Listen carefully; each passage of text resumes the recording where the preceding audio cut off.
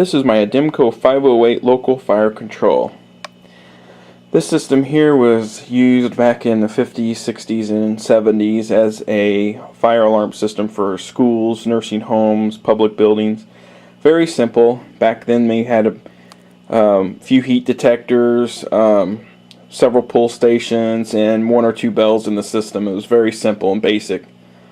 Basically, when this thing would go off, it was just to evacuate people out of a building. It wasn't really meant to transmit to a central station. However, you could put auto dialers on them if you came across something like this. You'll see this little unique meter here. It, at a glance, you could tell if you were okay, if there was trouble, or if you were on backup power.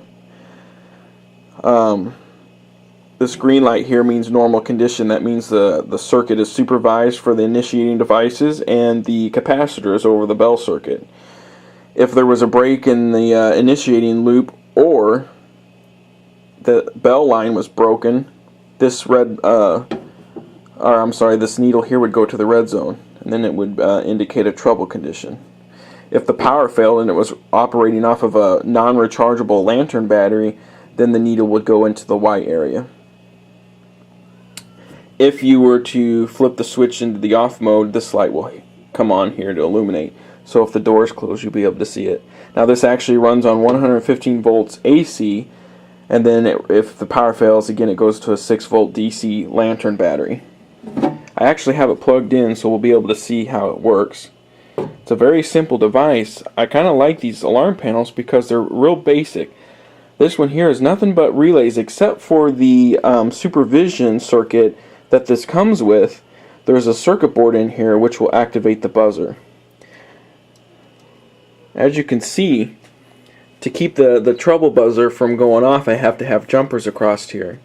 Basically, you'd run two conductors, a single pair of wires out to your heat detectors, and then they would return on these terminals here.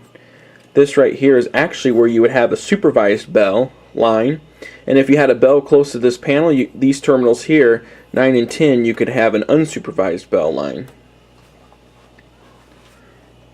Here's the meter here, and I'll give you a close-up of the wiring diagram so you can see that.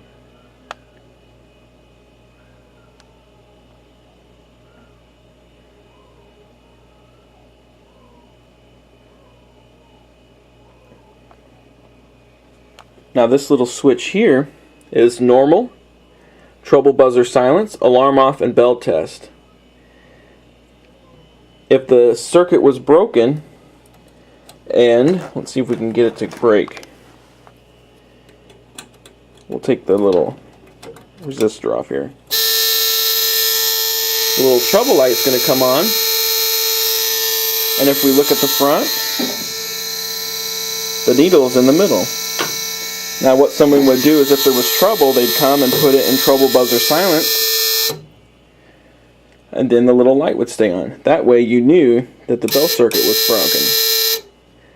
Notice how whenever I activate put the capacitor back on, it goes into trouble, reminding you that you need to stick this back into normal. Now one of the things that's kind of nice about this is the alarm off. If the fire alarm ever goes off and you have to go replace the heat detector because they're not automatically resettable back in these days, you would sit there and have to put this in the alarm off. Then the light would come on, the trouble buzzer would continue to sound, and the light on the front would illuminate. Notice how the needle is in the normal position still because this light indicates that there's a trouble. Turn it back to the normal position. Now if someone wanted to do a fire drill, the switch here in bell test would activate the bells in the building, and it would pull the power from the lantern batteries that would sit here at the bottom. If the voltage were low, or the batteries were disconnected or no good, the bells would not ring. That's how you would know you'd need to replace it. And this is my ADEMCO 508.